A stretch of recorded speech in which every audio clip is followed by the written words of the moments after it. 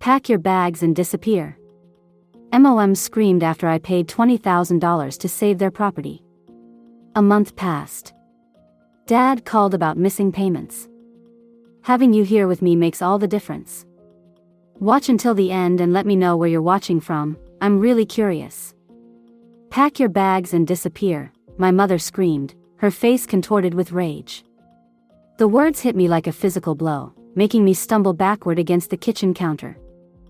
I stared at her in disbelief, my mind struggling to process what was happening. Just 2 weeks ago, I'd emptied my savings account, $20,000 I'd been carefully setting aside for years, to save this very house from foreclosure. Money I'd planned to use as a down payment on my own place, gone in an instant because my family needed me. Mom, please, I whispered, my voice breaking. What did I do wrong? She turned away, busying herself with aggressively wiping down the already clean countertop. You're suffocating us with your constant hovering, Megan. Always thinking you know better, always wanting to control everything. My father sat at the dining table, eyes fixed on his coffee mug, refusing to look at me. He hadn't said a word since my mother started yelling. His silence hurt more than her screams. Dad? I pleaded, hoping for some intervention, some rationality. He cleared his throat but kept his gaze down. Your mother's upset. Maybe it's best if you give us some space for a while. Some space? They were kicking me out of their lives after I'd sacrificed everything to help them. Again. This wasn't the first time I'd come to their rescue. Throughout my 20s, I'd been their financial safety net. When my younger brother Tyler needed college tuition money, I postponed my own classes to work extra shifts.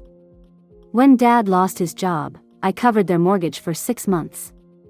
When Mom needed surgery, I paid the medical bills not covered by insurance. I'd always been the responsible one, the reliable daughter they could count on. And now they were throwing me away like I meant nothing.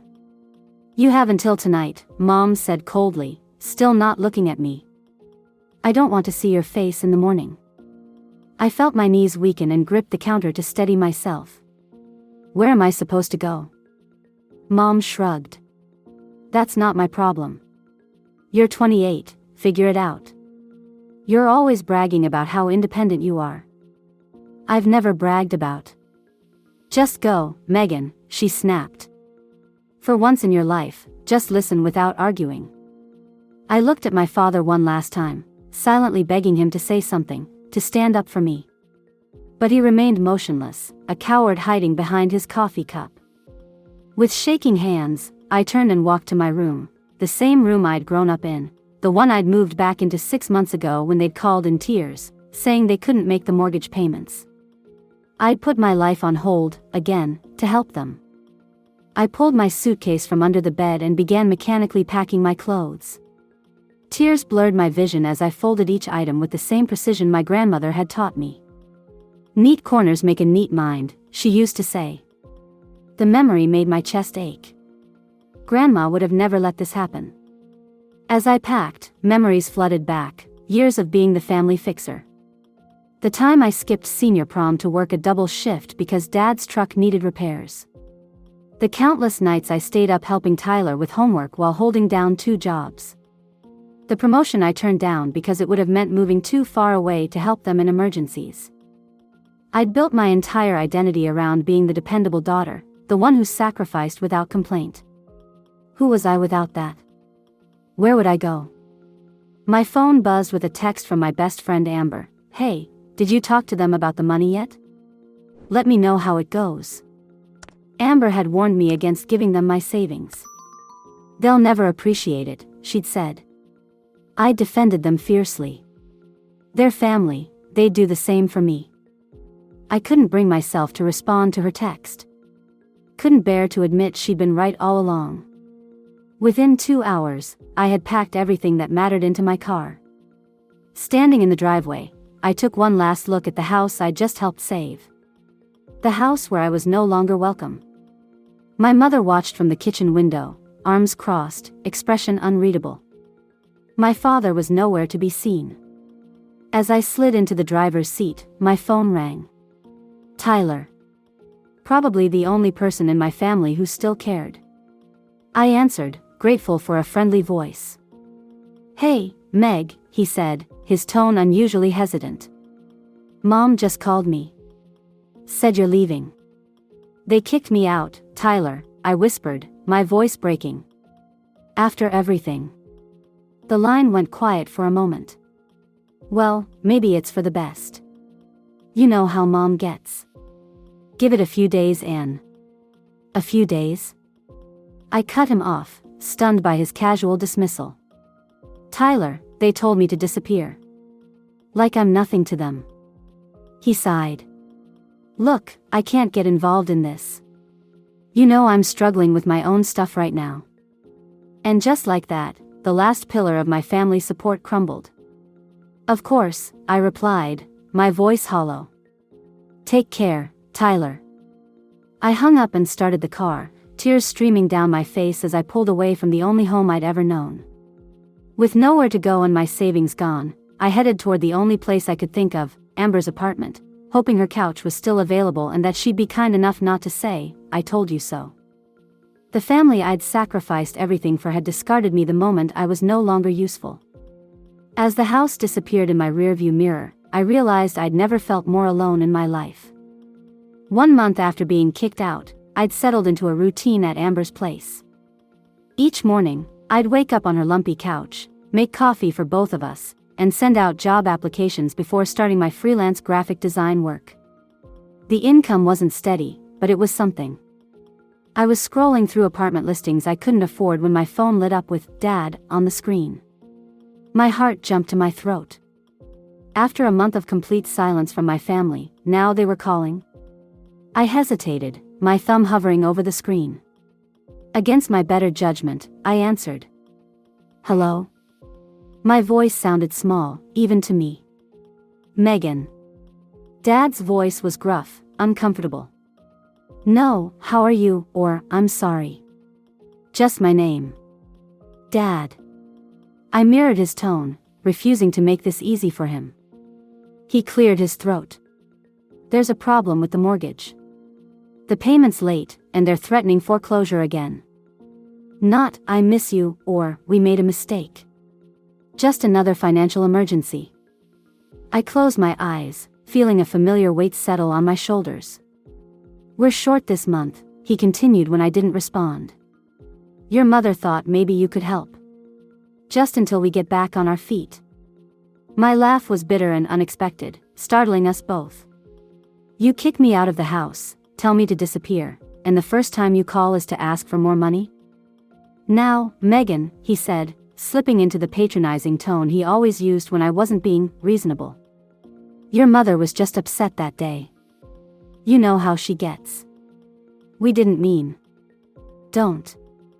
I cut him off, my voice stronger now. "Don't rewrite what happened. Mom told me to pack my bags and disappear. You sat there and said nothing. Tyler told me it was for the best. None of you have checked on me for a month. Not one text asking if I had a place to sleep. We knew you'd go to Amber's," he muttered defensively. "That's not the point." My voice cracked. Amber glanced over from the kitchen, concern etched on her face. I lowered my voice. "The point is, you didn't care where I went as long as I was gone. And now you're calling because you need money again." "We're family, Megan," he said, as if that explained everything, excused everything. "Family helps each other." I closed my eyes, feeling a knot in my throat. Apparently, I'm only family when you need something from me. The line went quiet. I could hear him breathing, probably trying to figure out how to manipulate me into giving in. It had always worked before. "How much?" I finally asked, hating myself for even considering it. $3,000. Just to catch up on the payments and late fees. $3,000. Almost all I had left after paying Amber for groceries and utilities. "I'll think about it," I said finally. "We need it by Friday, Megan. The bank won't." I said I'll think about it. My tone left no room for argument. After hanging up, I sat motionless on the couch, my phone clutched in my hand. Amber approached cautiously, sitting beside me. "Your dad?" she asked, though she already knew the answer. I nodded. "They need money again." "The mortgage." She shook her head, anger flashing in her eyes. "After everything they did?" "Meg, you can't." "I know," I whispered. "But it's the house, Amber. The house I grew up in. The house they kicked you out of," she reminded me gently. "The house you already gave them $20,000 to save." I knew she was right. This cycle would never end unless I broke it. My family would keep taking and taking until there was nothing left of me. That night, I made a decision. I would help one last time, but on my terms. The next morning, I called my father back. "I can help," I said, getting straight to the point. "But I have conditions." His relief was palpable. "Anything, sweetheart." "What do you need?" The endearment, so casually offered now that I was useful again, made my stomach turn. "First, I want a formal rental agreement. If I'm paying to save this house, I want legal rights to live in it." "Live here?" "But your mother." "I'm not finished," I interrupted. "Second, I want a repayment plan for the $20,000 I already gave you. We'll set up a timeline that works for everyone." "Megan, be reasonable. You know we can't." "Third," I continued, ignoring his protest, "I want family counseling. All of us. If we're going to have any relationship moving forward, things need to change." The line went quiet. I could almost see him struggling with the idea that I was setting boundaries for the first time in my life. "Let me talk to your mother," he finally said. "You have until tomorrow to decide," I replied. After that, the offer's off the table. After hanging up, I felt something I hadn't experienced in years: power. Not over my family, but over my own life. I'd spent so long being the family fixer, the responsible one, that I'd forgotten I had the right to set boundaries. Amber walked in with takeout Chinese food, raising an eyebrow at my expression. "You okay?" she asked, setting the bags on the coffee table. "I think I will be," I said, surprising myself with how much I meant it. My phone buzzed with a text from Tyler. "Dad said you're being difficult about the money. Can't you just help without making everything complicated?" Classic Tyler, always taking the path of least resistance. I started typing a response defending myself, then stopped. Instead, I wrote, "I'm setting boundaries for the first time in my life. If that's difficult, then yes, I'm being difficult." By evening, I had 3 missed calls from my mother and several increasingly angry texts from Tyler. I ignored them all. For once, I wasn't rushing to smooth things over, to be the peacemaker. The next day, while working on a freelance design project, I received an email notification, a deposit of $1,000 into my account, with the memo, "First repayment, love, Dad." Minutes later, my phone rang. My father. "We accept your terms," he said, his voice strained. "All of them. Your mother's not happy about the counseling, but she agreed." I felt a complicated mix of emotions: relief, vindication, and a lingering sadness that it had come to this. "I'll send the money for the mortgage today," I replied, keeping my voice neutral. "I'll be moving back in next weekend." "Megan?" His voice softened. "I'm sorry. For everything. It was a start. Not forgiveness, not yet, but a start." After hanging up, I sat staring at my laptop screen, the design project forgotten. For the first time in my adult life, I'd stood up for myself against my family, and they'd listened. The road ahead would be challenging, rebuilding relationships on healthier foundations. But for the first time, I felt hopeful that it was possible. I wasn't just the family fixer anymore. I was Megan, with needs and boundaries of my own. And maybe, just maybe, we could all learn to respect that. Moving back into my parents' house felt surreal. My old bedroom remained untouched, almost as if they'd expected my return all along. Or maybe they just hadn't cared enough to change it. The tension was palpable. Mom barely spoke to me, offering only curt nods in the hallway. Dad tried awkward small talk that inevitably died after a few sentences. Tyler hadn't visited once since I'd moved back 2 weeks ago. I was unpacking the last of my things from Amber's place when I found an old photo album tucked in a box. Flipping through it brought a fresh wave of memories, vacations where I'd worked extra shifts to pay for everyone's tickets, birthdays where my gifts to them were extravagant while theirs to me were afterthoughts. A pattern I'd been too blind to see.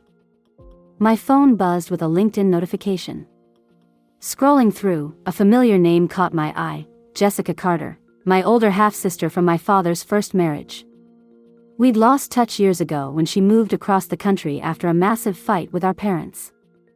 I'd been only 16 then, too young to understand what had happened. On impulse, I sent her a message, "Jessica, it's been years. I'd love to reconnect if you're open to it." To my surprise, she responded almost immediately, "Megan? This is unexpected. Everything okay with the family?" I hesitated, then typed, "Actually, no. Things have been complicated. Could we talk?" 20 minutes later, my phone rang. "Jessica?" I answered, moving to close my bedroom door. "Hey, little sister." Her voice was warm but cautious. "Never thought I'd hear from you again." "I know it's been a long time," I began, settling onto my bed.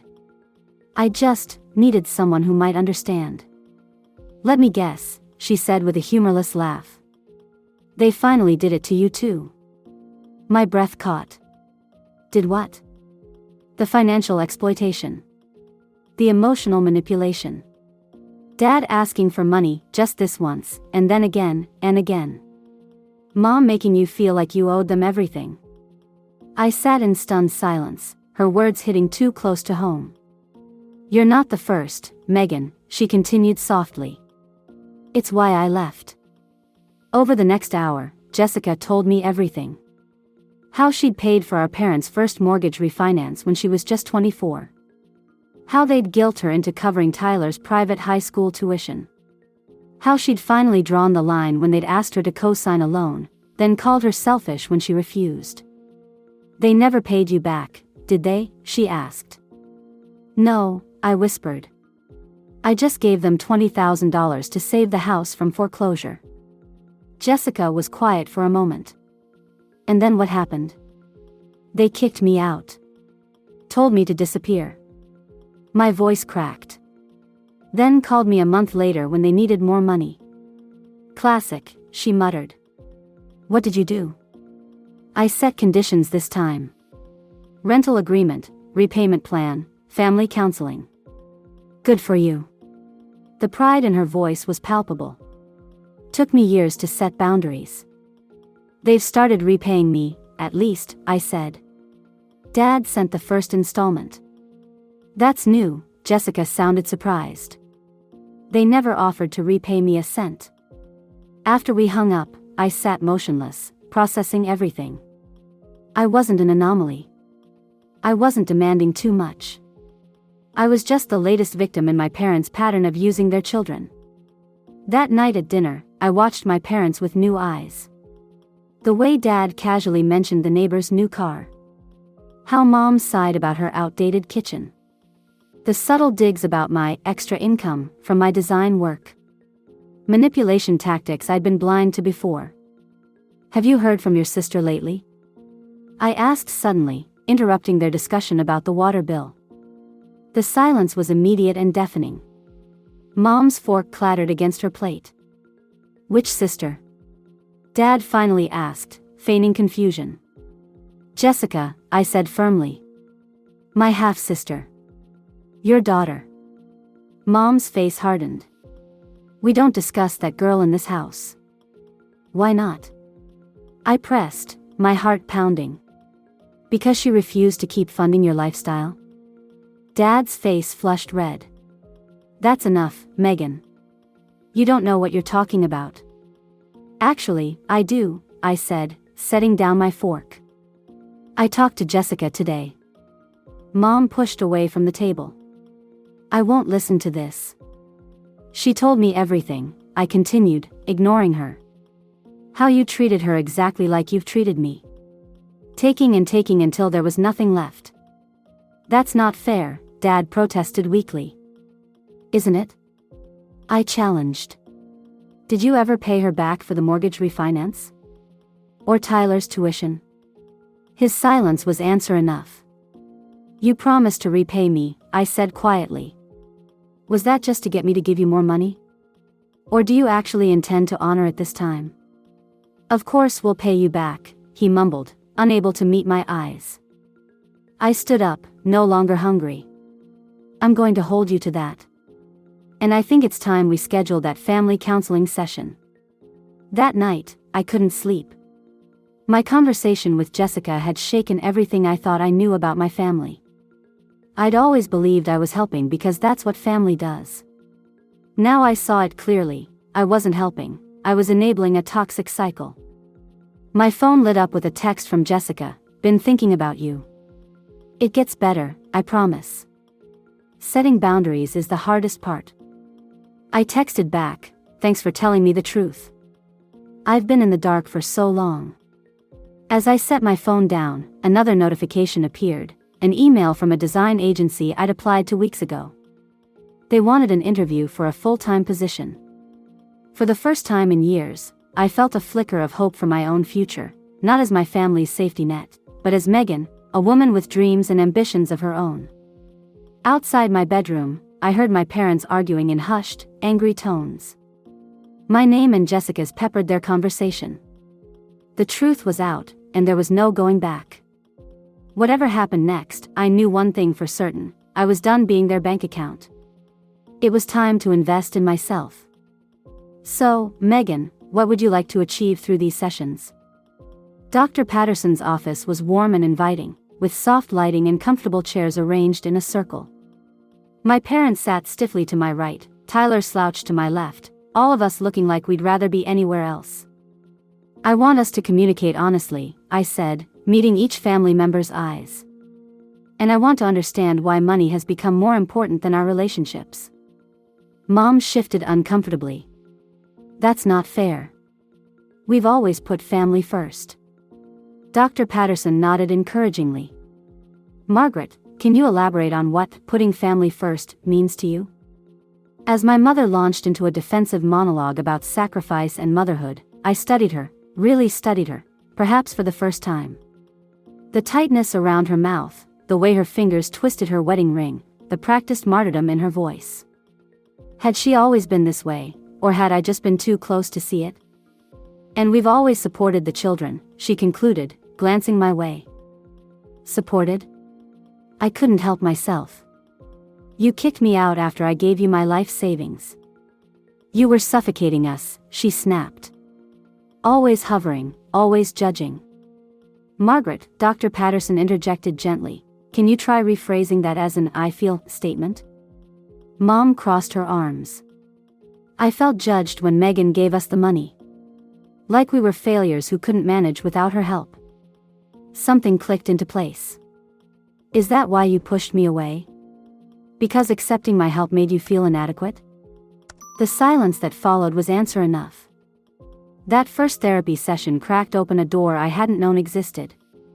We had 4 more sessions over the next 2 weeks, each more revealing than the last. I learned that my father resented being indebted to his daughter. That my mother's own parents had been financially abusive. That Tyler felt invisible in the shadow of my perfect daughter role. None of it excused their behavior, but it helped me understand it. Meanwhile, my professional life was transforming. The design agency had offered me a full-time position with benefits, more stability than I'd had in years. I'd started seeing a therapist individually, working through my need to rescue others at my own expense. And I'd kept in touch with Jessica. We'd video called twice, each conversation healing something broken inside me. She'd built a beautiful life across the country, successful career, loving husband, 2 kids. She'd done it without our parents' support or approval. She'd shown me it was possible. Have you thought about moving out? She asked during our last call. Getting your own place again? I glanced around my childhood bedroom. Actually, yes. I've started looking at apartments. Good, she said firmly. Breaking the cycle means physical distance too, at least until you're stronger. She was right. Living under their roof, even with our new rental agreement, kept me tethered to old patterns. Each time I heard them arguing about money, I felt the pull to intervene. Each time my mother sighed dramatically about bills, I had to fight the urge to offer help. The following weekend, I toured 3 apartments. The second one, a sunlit one-bedroom with a small office nook perfect for my design work, felt right immediately. It was within my budget with my new salary, close to the agency, and most importantly, it was mine. I signed the lease on the spot. When I told my parents over dinner, the response was exactly what I'd expected, alarm poorly disguised as concern. "You just moved back," Mom protested. "Why waste money on rent?" "Because I need my own space," I replied calmly. "And it's not a waste, it's an investment in my independence." "What about the repayment plan?" Dad asked, his brow furrowed. "We're counting on your rent to help meet those monthly payments." I'd anticipated this. "I've drawn up a new agreement. The payments will continue, but I won't be living here." Tyler, who'd been quiet throughout the exchange, suddenly spoke up. "Can I have your room?" I laughed, genuinely amused by his timing. "Sure, Tyler. It's all yours." Later that night, as I started packing, Dad knocked on my door, something he rarely did. "Got a minute?" he asked, hovering awkwardly in the doorway. I nodded, setting aside the books I'd been sorting. He sat on the edge of my bed, looking older than I remembered. "I want you to know I'm proud of you, Megan. For the job, the apartment. For standing up for yourself." The words I'd longed to hear for years caught me off guard. "Thank you," I said softly. "And I'm sorry," he continued, staring down at his hands. "For taking advantage. For not being the father you deserved." I felt tears prickling behind my eyes but blinked them away. This wasn't about comforting him, it was about acknowledging truth. "I appreciate that," I said. "But Dad, this isn't just about an apology. It's about changing behaviors. All of us." He nodded, running a hand through his thinning hair. "The therapist says I have issues with financial dependency. Something about using money as a substitute for emotional connection." I couldn't help but smile. "She told me I have a rescuer complex. That I enable dependency because it makes me feel needed." For the first time in years, we shared a moment of genuine connection, not as father and daughter, not as debtor and creditor, but as 2 flawed humans acknowledging our part in a dysfunctional system. The day I moved into my apartment was bright and clear, symbolic of the fresh start I felt. Amber helped me transport my meager belongings, insisting on treating me to take-out pizza as a housewarming gift. "I'm so proud of you," she said, clinking her soda can against mine in a toast. "This place is perfect for you." Looking around at my small but sunlit space, I felt something unfamiliar, contentment. It really is. My phone buzzed with a text from Jessica, "Congrats on the new place. Freedom looks good on you." I smiled, typing back, "Feels good too. Thanks for showing me it was possible." That night, after Amber left, I sat on my new couch, savoring the silence. No tense family dinners. No walking on eggshells. No guilt-laden sighs about bills. Just me, my thoughts, and the life I was finally building for myself. My phone buzzed again, a reminder about my therapy appointment tomorrow, followed by a notification from my bank. Another installment payment from my parents had been deposited. They were keeping their word, at least so far. Small steps. As I got ready for bed, I caught my reflection in the bathroom mirror and paused. The woman looking back at me was different, stronger, more confident, with clear eyes and a determined set to her jaw. For years, I defined myself by what I gave to others, measuring my worth by how much I sacrificed. Now I was learning a different kind of strength, the courage to prioritize my own well-being, to set boundaries, to expect respect. It wasn't selfish. It was necessary. Tomorrow, I'd start my new job. Next weekend, I'd video call with Jessica to plan a visit to meet her family. And next month, I'd return to my parents' house, not as their financial safety net, but as a daughter renegotiating a healthier relationship. The transformation had begun, and for the first time in my life, I was excited to see where it would lead. 3 months into my new life, everything was falling into place. My job at the design agency challenged and fulfilled me. My apartment had become a sanctuary, decorated with my own artwork and free from the weight of family tension. My therapist had helped me recognize and break unhealthy patterns, and my weekly video calls with Jessica had become a lifeline of understanding and support. The only shadow on my newfound peace was my family. Despite the counseling sessions, the repayment plan was becoming inconsistent. First, they were a week late with a payment. Then 2 weeks. Then a payment was missed entirely, with a flurry of excuses about unexpected expenses. Dr. Patterson had encouraged me to enforce my boundaries, so I sent a polite but firm email reminding them of our agreement. My father responded with a single line, "We're doing our best." I was pondering how to handle the situation when my phone rang. Tyler's name flashed on the screen. "Megan?" His voice was tense. "You need to come over. Mom and Dad are freaking out." My stomach clenched. "What happened?" "Just come, okay? They won't listen to me." 20 minutes later, I pulled into my parents' driveway, nerves fizzing in my stomach. The front door was unlocked, and I stepped into a scene of chaos.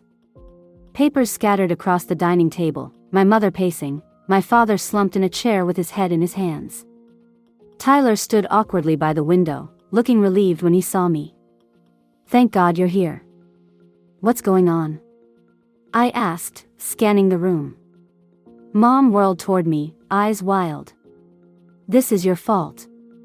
If you hadn't insisted on that ridiculous repayment plan, we wouldn't be in this mess." "Margaret," my father warned quietly. "No, Robert. She needs to hear this." Mom jabbed a finger in my direction.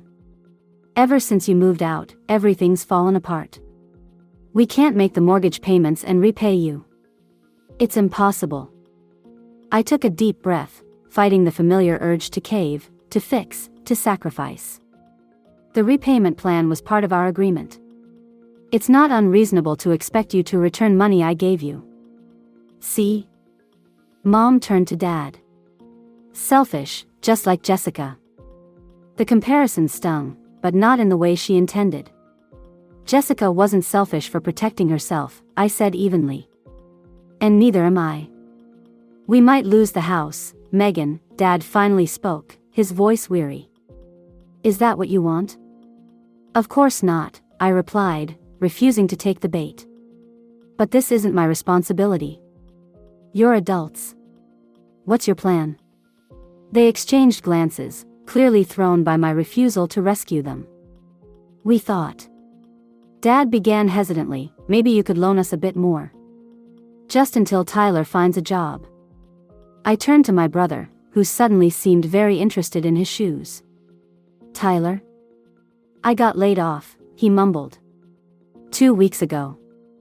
"And you didn't think to tell me?" He shrugged. "Didn't want to bother you. You've been so busy with your fancy new job and apartment." "This isn't about my job or apartment," I said firmly. "This is about honesty and responsibility." My mother scoffed. "Easy for you to say from your perfect new life.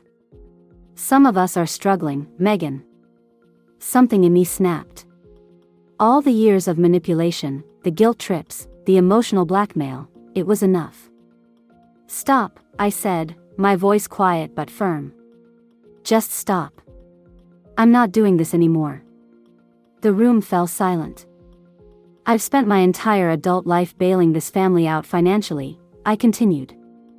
"I gave up opportunities, postponed my dreams, emptied my savings, all because you made me believe that's what a good daughter does. But it's not." "Megan," Dad began, but I held up a hand. "I'm not finished. A healthy family supports each other, yes, but they don't drain each other dry. They celebrate achievements instead of resenting them. They respect boundaries instead of trampling them.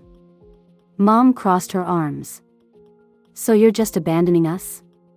When we need you most? No, I replied calmly. I'm refusing to enable behaviors that hurt all of us, including you. Real help isn't throwing money at problems you keep creating. Real help is expecting you to face consequences and grow from them. And what about the house?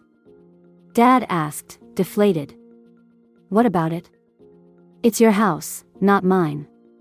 Maybe it's time to downsize, like Jessica suggested years ago. My mother visibly flinched at Jessica's name. So you're taking her side now? This isn't about sides, Mom. It's about recognizing toxic patterns and breaking them. I turned to Tyler. And you're 25, not 15. If you lost your job, the adult response is to look for another one, not wait for your sister to bail you out. He had the grace to look ashamed.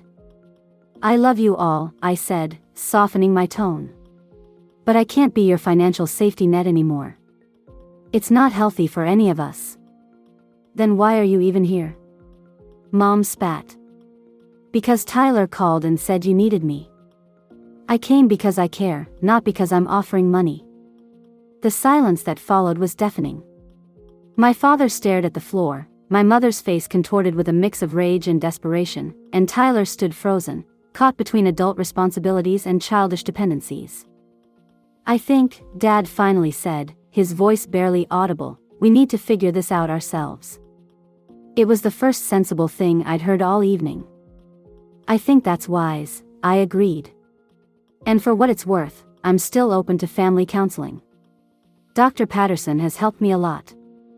Mom snorted derisively, but Dad nodded slowly. Maybe.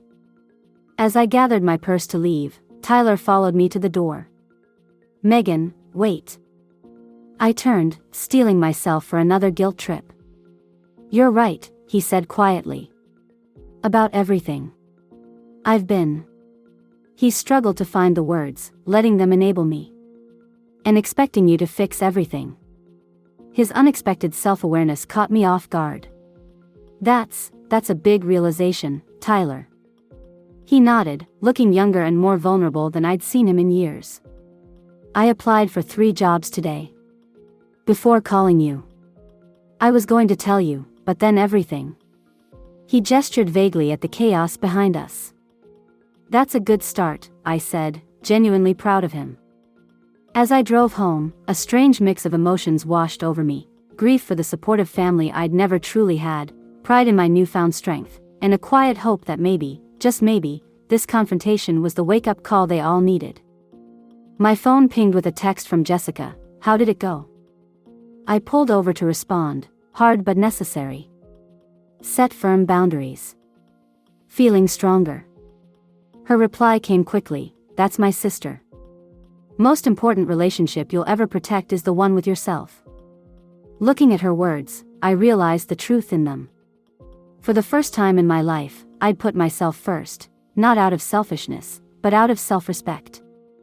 And it felt like freedom. 6 months later, I stood in front of my bathroom mirror, adjusting my earrings and hardly recognizing the woman who stared back at me.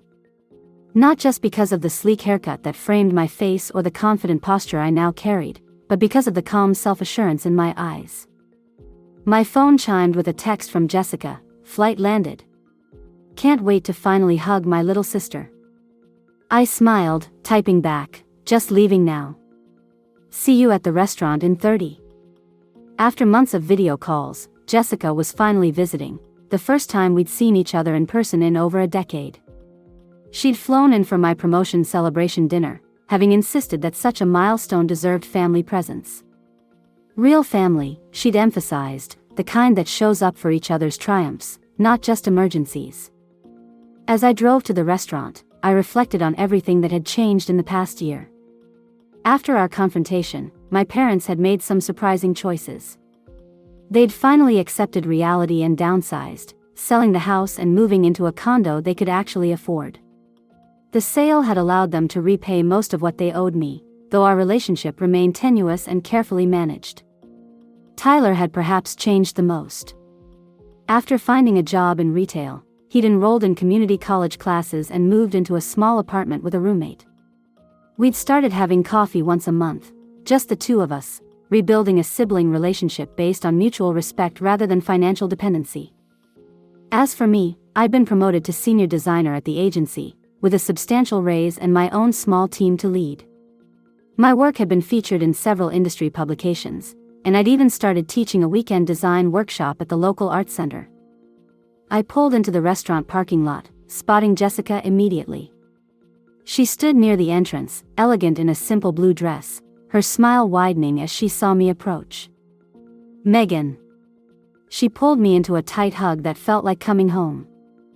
"I can't believe you're finally here," I said, holding her at arm's length to look at her properly. "Wouldn't miss it for the world." She squeezed my hand. "I'm so proud of you." The restaurant was upscale but warm, with soft lighting and intimate tables. As we settled in, Jessica ordered champagne. "A proper celebration," she insisted, "for the incredible woman you've become." I felt myself blush. "I'm still figuring things out." "Aren't we all?" She smiled. "But look at you, successful career, healthy boundaries, your own place. You've built a life on your terms." "I had a good role model," I said, raising my glass to her when the champagne arrived. She clinked her glass against mine. "To sisters who break the cycle."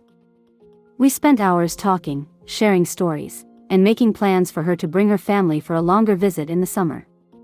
It felt natural, easy, the relationship I'd always wished for with my family but never experienced until now. As dessert arrived, Jessica's expression grew more serious. "Have you heard from Mom and Dad lately?" I nodded. "They came to the agency's open house last month. It was civil.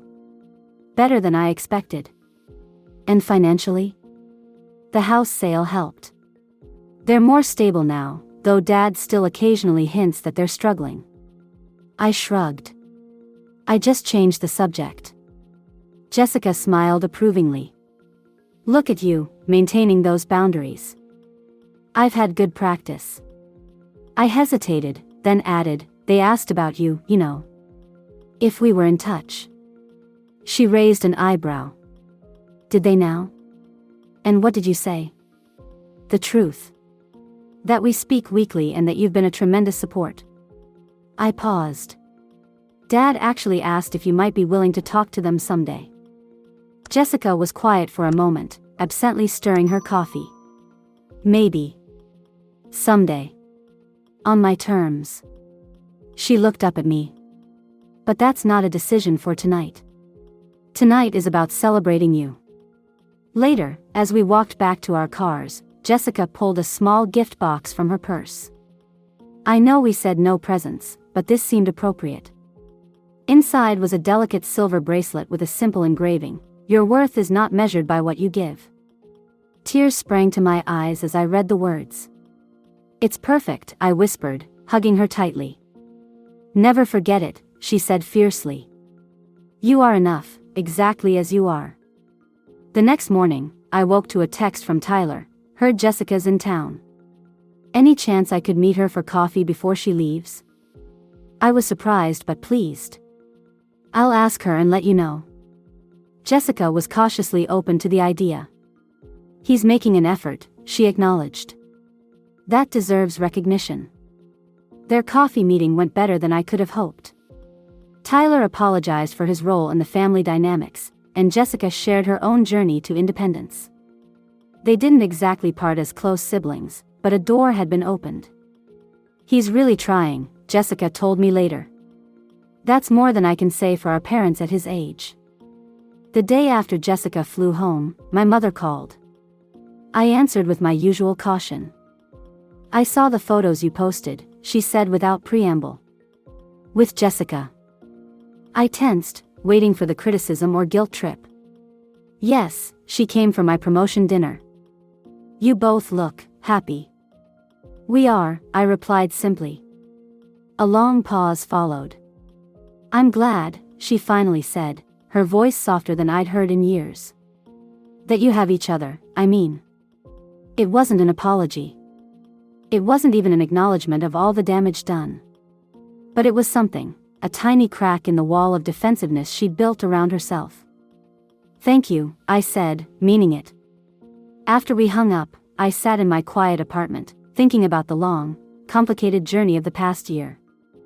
I'd lost the illusion of a perfect family, but gained something more valuable: self-respect, boundaries, a genuine connection with Jessica, and perhaps the beginning of a healthier relationship with Tyler. My phone buzzed with an email notification, another client expressing interest in my design work. My calendar showed a full week ahead: meetings at the agency, my teaching commitment, dinner with Amber, a call with Jessica, and even a tentative coffee with my father, who'd asked to meet one-on-one. It wasn't a perfect life. The hurt from years of exploitation hadn't magically disappeared. My relationship with my parents remained fragile and carefully managed. Some wounds would always leave scars. But I was no longer defined by what I could give to others. I was defined by my own choices, my own boundaries, my own worth. As I prepared for bed that night, I placed Jessica's bracelet on my nightstand. "Your worth is not measured by what you give." The words felt like both a protection and a promise. I thought back to that terrible day when my mother had screamed at me to pack my bags and disappear. At the time, it had felt like the end of everything. Now I recognized it for what it truly was: the painful but necessary beginning of my liberation. I had paid a steep price for loyalty to a family that didn't return it. But the freedom I'd found, to live authentically, to expect respect, to give from choice rather than obligation, was worth every painful step of the journey. I was no longer the family bank account. I was Megan. Just Megan. And finally, that was enough.